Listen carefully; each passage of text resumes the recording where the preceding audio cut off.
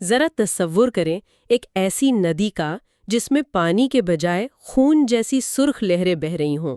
जी, और या फिर कोई ऐसा पहाड़ हो जहां नंगे पत्थरों से मतलब बगैर किसी लकड़ी के आग भड़क रही हो। बिल्कुल। तो आज की इस तफसीली गुफ्तगू में हम यही देखने वाले हैं। मतलब ये किसी साइंस फिक्शन फिल्म का सीन नहीं है, बल्कि हमारी इसी ज़मीन के हकीकी मनाजिर हैं। हम ये जानने की कोशिश करेंगे कि जब कुदरत अपने ही बनाए हुए आम उसूल तोड़ती है तो कैसा जादुई कमाल पैदा होता है। और देखें, दरअसल ये कोई जादू नहीं है। ये केमिस्ट्री, बायोलॉजी और जियोलॉजी की वो इंतहाई शक्लें हैं जो हमें आमतौर पर नज़र नहीं आती। सही। जब हम इन मनाजिर के पीछे छुपी साइंस को समझते हैं ना, तो ये एहसास होता है कि हमारी इस ज़मीन पर, जिसे हम नॉर्मल कहते हैं, उसकी तारीफ दरअसल कितनी महदूद है। बिल्कुल, मैं मुत्तफिक हूँ। तो सबसे पहले इस सुर्ख नदी की तरफ आते हैं, स्पेन का रियो टिंटो। मैं जब इसके बारे में पढ़ रही थी तो पहली नज़र में ऐसा लगा जैसे किसी फैक्ट्री का जहरीला केमिकल बह गया हो। हाँ, ज़ाहिरी तौर पर आलूदगी का ही गुमान होता है। मतलब क्या ये इंसानों की फैलाई हुई आलूदगी में ही है? पानी में इतना गहरा जंग आलूद सुर्ख रंग कैसे आ सकता है? यही तो कमाल है। ये खालिसतन कुदरती अमल है। रियो टेंटो के पानी में तेजाबियत बहुत ज्यादा है और लोहा भी शामिल है, लेकिन असल हीरो वहां मौजूद माइक्रो ऑर्गेनिजम्स यानी जुर्सूमे हैं। अच्छा, जुर्सूम है? जी, जिन्हें हम एक्सट्रीमोफाइल्स कहते हैं। ये आम जानदारों की तरह ऑक्सीजन पर जिंदा नहीं रहते। ये इस तेजाबी पानी में मौजूद लोहे और सल्फर को तोड़कर अपनी खुराक बनाते हैं। वाह! मतलब ये तेजाब और लोहा खाकर जिंदा रहते हैं? बिल्कुल। और इसी कीमियाई अमल और शदीद तेजाबियत की वजह से पानी का रंग खून जैसा सुर्ख हो जाता है। क्या बात है। इसी से मिलती जुलती एक और अजीब मिसाल भी तो स्पेन में ही है। वो पिंक लेक टोरीवीजा, उसका रंग बिल्कुल किसी स्ट्रॉबेरी शेक जैसा शोख गुलाबी है। हाँ, वो भी एक कमाल जगह है। तो क्या वहां भी पानी में लोहा और तेजाब मौजूद है? मिड़ी वहाँ की केमिस्ट्री बिल्कुल उलट है। इस झील में तेजाब के बजाय नमक की मिकदार बेतहाशा है। मतलब बहुत ही ज्यादा नमकीन माहौल है। अच्छा, तो नमक की वजह से रंग गुलाबी होता है? बराह रास्त नमक से नहीं, बल्कि इस शदीद नमकीन माहौल में खास किस्म की एल्जी और जरसूमे पैदा होते हैं। सूरज की तेज शुआओं और नमक के दबाव से बचने के लिए वो अपने अंदर एक गुलाबी मादा या पिगमेंट बनाते हैं। ओह, तो ये पिगमेंट एक तरह से उनका कुदरती सनब्लॉक है। बिल्कुल सही कहा। वो सन ब्लॉक की तरह ही काम करता है। और जब करोड़ों जरसूमे एक साथ ये सन ब्लॉक बनाते हैं तो पूरी झील का रंग ही गुलाबी हो जाता है। वाह, क्या कमाल का कुदरती सनब्लॉक है। अच्छा, पानी और केमिस्ट्री से हटकर जमीन की अर्जियाती साख्त भी तो कुछ कम हैरान कर नहीं है। जैसे वो आइसलैंड की हेंजीफोर्स आबशार। जी, हेंजीफोस का नज़ारा तो बहुत ही शानदार है। बिल्कुल। वहां पानी गिरने के पीछे काले बेसॉल्ट और सुर्ख मिट्टी की धारियां कुछ इस तरह नजर आती हैं जैसे कोई शानदार तह दर तह केक रखा हो। वो सुर्ख धारियां उस दौर की मिट्टी हैं जब आतिश वर्षा शांत था, यानी फट नहीं रहा था। ये दबाव और तपिश का सारा खेल हमें तुर्की के माउंट चौमेरा की तरफ भी ले जाता है। अरे हाँ, चामेरा। मैं हैरान हो रही थी कि जमीन के नीचे कुदरती गैस तो हो सकती है, लेकिन कोई चिंगारी तो चाहिए ना उसे सुलगाने के लिए। बिल्कुल, गैस खुद ब खुद तो नहीं जल सकती। तो फिर वो आग कैसे लग रही है? देखिए, यहाँ जमीन खुद एक कुदरती चूल्हे का काम कर रही है। जब जेरे जमीन पानी कुछ मखसूस चट्टानों से टकराता है तो हाइड्रोजन और मीथेन गैस पैदा होती है। सही। और जब ये गैस चट्टानों की दरारों से इंतहाई दबाव के साथ सतह पर आती है तो जमीन में मौजूद खास धाती अनासिर इसे एक कुदरती चिंगारी दे देते हैं। ओह, मतलब धातें चिंगारी का काम करती हैं और जैसे ही गैस ऑक्सीजन से मिलती है वो भड़क उठती है। बिल्कुल ऐसा ही है। और ये आग सदियों से तेज हवा और बारिश के बावजूद जल रही है, एक मुस्तकिल पायलट लाइट की तरह। एक कुदरती चूल्हा जो कभी नहीं बुझता। हम देख रहे हैं कि कुदरत ने उन मुश्किल तरीन हालात में अपना रास्ता बना लिया है, लेकिन इंसान भी तो कम नहीं है। तुर्की की सुमेला मोनेस्ट्री इसकी एक जबरदस्त मिसाल है। जी, सुमेला मोनेस्ट्री की तो बात ही अलग है। एक खड़ी चट्टान के ऐन वस्त में लटकी हुई महसूस होती है। हाँ, वो तामीर देखकर ही इंसान की बेबसी और कुदरत के साथ हमाहंगी का एहसास होता है। असल में इंसान इस सीधे पहाड़ को काट तो नहीं सकता था, इसलिए उसने कुदरत के साथ समझौता कर लिया।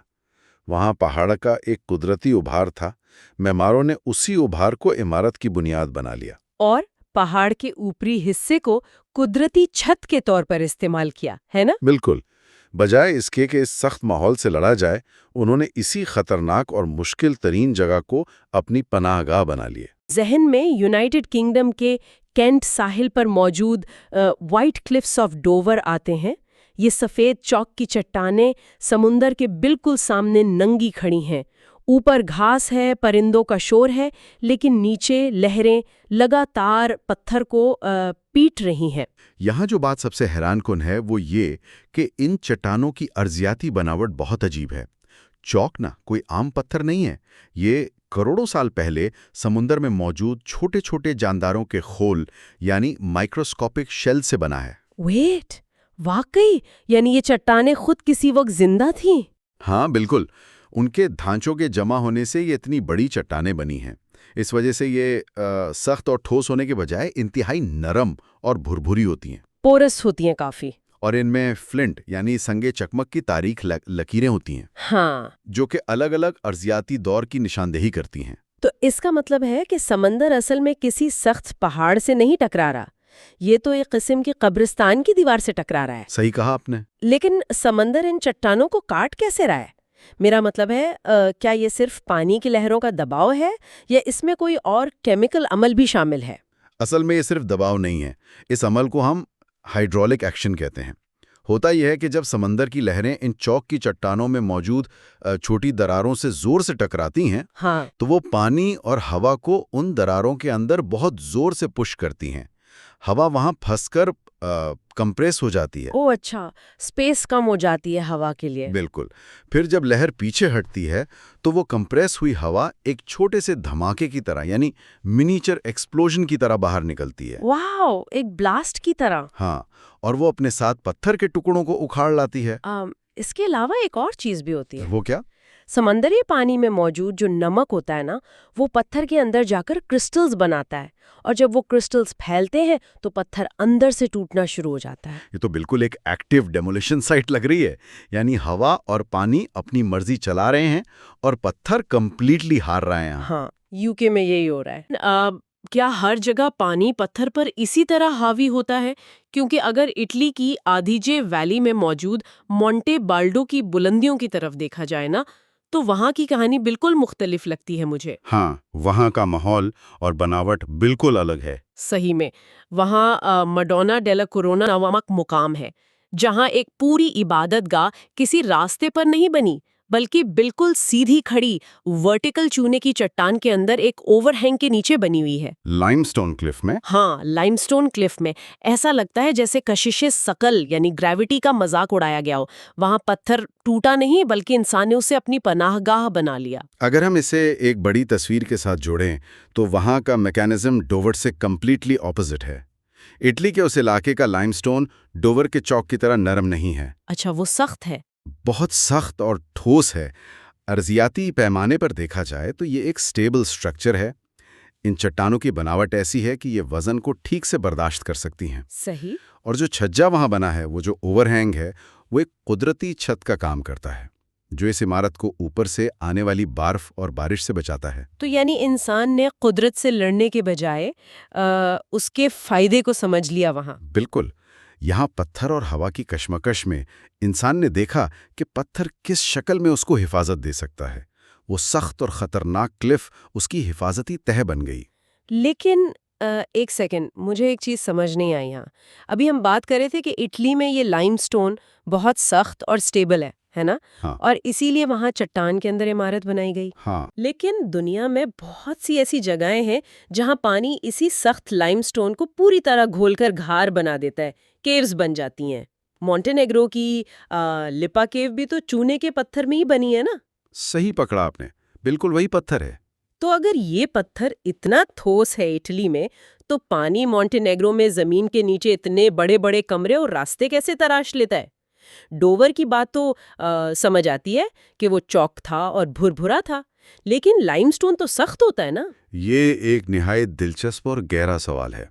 इसका जवाब न किसी फिजिकल फोर्स या टकराव में नहीं छुपा, बल्कि इसका जवाब कीमियाई अमल यानी केमिकल वेदरिंग और सबसे अहम चीज वक्त में छुपा है। अच्छा, केमिकल वेदरिंग कैसे काम करती है? देखें, समुद्री लहरों की तरह लिपा केव में पानी कोई जोर नहीं लगा रहा। होता यह है कि जब बारिश का पानी आसमान से गिरता है ना, तो वो हवा और जमीन की मिट्टी से कार्बन डाइऑक्साइड जज्ब कर लेता है। ओह, पानी में गैस मिक्स हो जाती है। हाँ, और ये पानी ना एक इंतहाई हल्का सा एसिड बन जाता है, जिसे कार्बोनिक एसिड कहते हैं। सही सही। जब ये एसिडिक पानी लाइमस्टोन की बारीक दरारों में जाता है, तो वो उस सख्त पत्थर को फिजिकली तोड़ने के बजाय उसे केमिकली घुलाना शुरू कर देता है, यानी उसे डिसॉल्व करता है। वेट, यानी ये किसी हथौड़े का काम नहीं कर रहा, बल्कि बिल्कुल एक दीमक की तरह आहिस्ता आहिस्ता उसे अंदर से खोखला कर रहा है। बिल्कुल सही मिसाल दिया आपने। और यहाँ वक्त का पैमाना, जियोलॉजिकल टाइम, अपना किरदार अदा करता है। ये सब कुछ दिनों या सालों में नहीं होता, लाखों साल लग जाते हैं इस छोटे से अमल में। लाइपा केव में अगर देखा जाए तो वहाँ दर्जा हरारत और नमी मुस्तकिल एक जैसी रहती है। ऊपर से पानी टपकता रहता है, उस एक कतरे में भी घुला हुआ लाइमस्टोन होता है। अच्छा, कतरे के अंदर भी पत्थर होता है? बिल्कुल। और जब वो कतरा जमीन पर गिरता है तो वो अपनी कार्बोनिक एसिड गैस हवा में छोड़ देता है और पीछे ठोस कैल्शियम कार्बोनेट छोड़ जाता है। सही। इसे कैल्साइट प्रेसिपिटेशन कहते हैं। बूंद बूंद गिरने के इस अमल से सदियों में छत से लटकते हुए स्टैलेक्टाइट्स और जमीन से उभरते हुए स्टैलेग्माइट्स बनते हैं। तो इसका नतीजा ये निकला कि पानी के पास असल ताकत उसके जोश या उसकी वेव स्पीड में नहीं है, बल्कि उसकी तसलसल, उसकी परसिस्टेंस में है। 100% जियोलॉजिकल सबर है ये। एक कतरा पानी का लगातार गिरना सख्त तरीन पत्थर को घुलाकर बड़े गार और चमकदार पत्थर के महल खड़े कर सकता है। बिल्कुल कर सकता है। लेकिन अगर जमीन के ऊपर इस ठंडे और छुपे हुए अमल को देखना हो, तो आर्मीनिया की गार्नी गॉर्ज की मिसाल दे सकते हैं हम।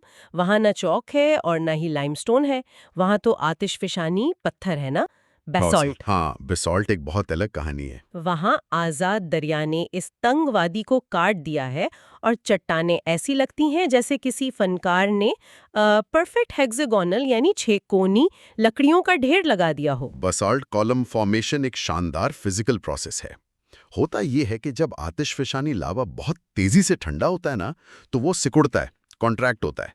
जैसे कोई गर्म चीज ठंडी होकर छोटी हो जाती है। सही। और इस सिकुड़ने के अमल में वो ज्योमेट्रिकल शक्ला में फट जाता है, जिससे ये खूबसूरत हेक्सागोनल कॉलम्स बनते हैं। अब बसाल्ट एक बहुत ही ठोस और बेहद साख पत्थर है। तो वहाँ कार्बोनिक एसिड काम नहीं करता। बिल्कुल नहीं। यहाँ कार्बोनिक एसिड वाला केमिकल अमल बेअसर है, जैसा लिपा केव में था। यहाँ पानी एक बिल्कुल अलग हथियार इस्तेमाल करता है, जिसे फ्रॉस्ट वेजिंग कहते हैं, यानी बर्फ का फैलाव। अच्छा, फ्रॉस्ट वेजिंग। इस कॉन्सेप्ट को थोड़ा क्लियर करें। क्या ये वैसे ही है जैसे अगर हम पानी से भरी हुई शीशे की बोतल को फ्रीजर में बंद करके भूल जाएं और अगली सुबह देखें तो बोतल टूटी हुई मिलती है? ये बिल्कुल मुफीद और आम फहम मिसाल है। मैकेनिज्म हूबहू यही है। देखिए, पानी की एक अजीब खासियत है कि जब वो बर्फ में तब्दील होता है ना, हाँ। तो उसका वॉल्यूम यानी हजम तकरीबन 9% फैल जाता है, एक्सपैंड होता है। ओह, 9% एक्सपेंशन होती है। बिल्कुल। अब गार्नी गॉर्ज में दिन में बारिश या दरिया का पानी बसाल्ट की इन दरारों में चला जाता है। रात को जब दर्जा हरारत गिरता है और वो पानी जमता है, तो वो अंदर की तरफ बेहद प्रेशर डालता है। सही सही। और पत्थर तो एक्सपैंड नहीं हो सकता। एग्जैक्टली। तो वक्त के साथ साथ ये ठंडी और बर्फीली ताकत इन सख्त बेसाल्ट कॉलम्स को अपनी जगह से उखाड़ फेंकती है। इसलिए गार्नी गोर्ज का अपना एक माइक्रोक्लाइमेट है। वहाँ की छांव में जमने और पिघलने का ये अमल मुसलसल जारी रहता है। इस वादी को दरिया ने फिजिकल टकराव और फ्रॉस्ट वेजिंग दोनों के मिलाप से खोदा है। वाह। और इस वादी के ठीक ऊपर टेम्पल ऑफ गार्नी मौजूद है, जो एक क्लासिकल इंसानी तरतीब को जाहिर करता है, जबकि नीचे जमीन अपनी कुदरती तोड़फोड़ में मसरूफ है। दोनों चीजें साथ साथ चल रही हैं। जमीन के इस बिहेवियर से एक बात तो क्लियर होती है कि चट्टानें, चाहे आतिशफिशानी लावा से बनी हो या समुद्री जानदारों से, पानी उनके हिसाब से अपनी स्ट्रेटेजी बदल लेता है। बिल्कुल, पानी बहुत अडेप्टेबल है। लेकिन पानी और पत्थर के मिलने का मकसद हमेशा कटाव, तोड़फोड़ या तबाही नहीं होता। कहीं कहीं ये एक ऐसी हम आहंगी बनाते हैं जो किसी कुदरती आर्ट वर्क जैसी नजर आती है। जैसे उनान यानी ग्रीस में थासोस के साहिल पर जियोला लगून को देखें। जियोला लगून तो बहुत ही अलग मिसाल है। सही में ये एक बिल्कुल ज्योमेट्रिक शक्ल का तालाब है जो सीधा चट्टान के अंदर बना हुआ है और समुंदर उसके ठीक पीछे बहता है।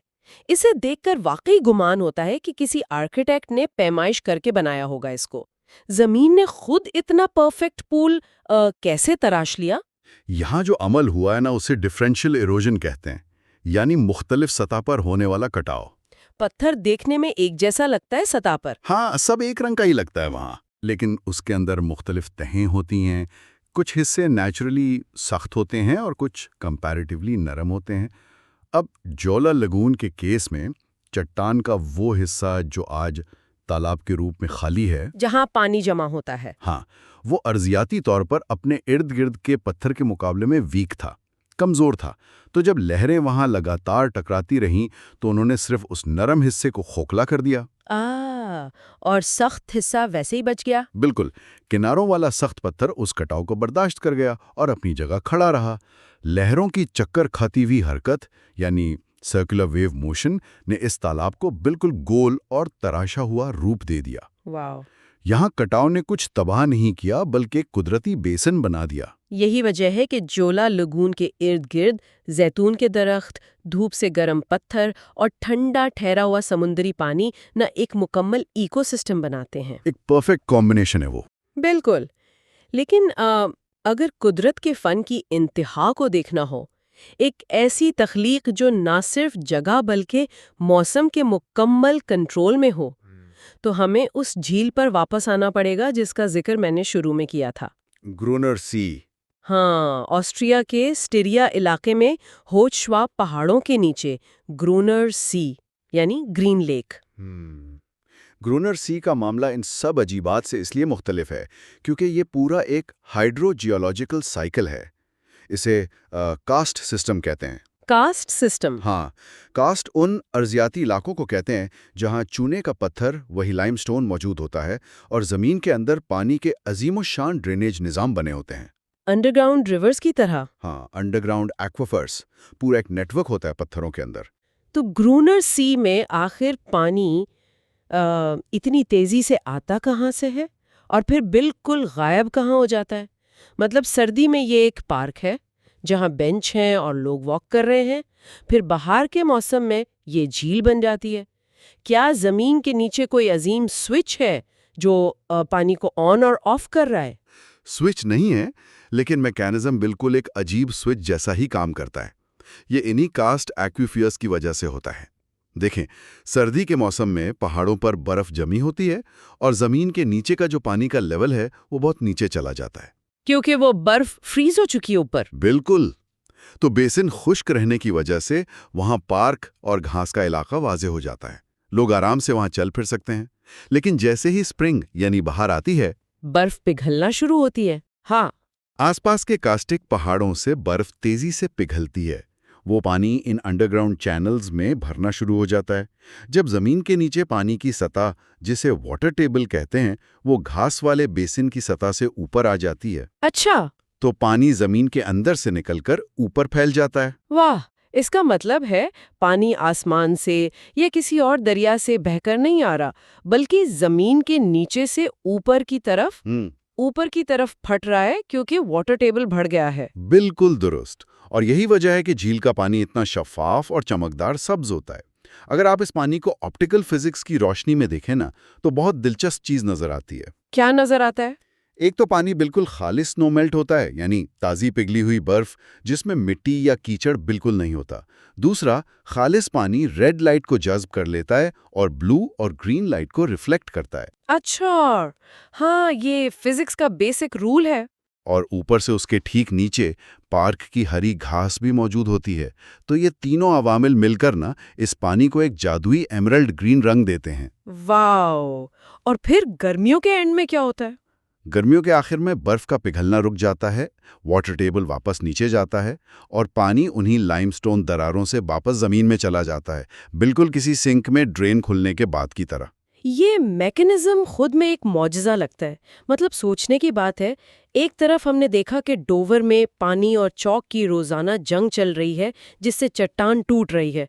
फिर हमने इटली में देखा कि सख्त लाइमस्टोन के ओवरहैंग ने इंसानी तामीर को जगह दी। हाँ, मुख्तलिफ रवैये हैं ज़मीन के। फिर हमने गानी गोज और लीपा केव में बर्फ और कार्बनिक एसिड के खामोश कटाव को समझा। और आखिर में ऑस्ट्रिया की वो मैजिकल डिसअपियरिंग लेक जो जमीन के ब्रीदिंग साइकिल यानी सांस लेने का साबित करती है।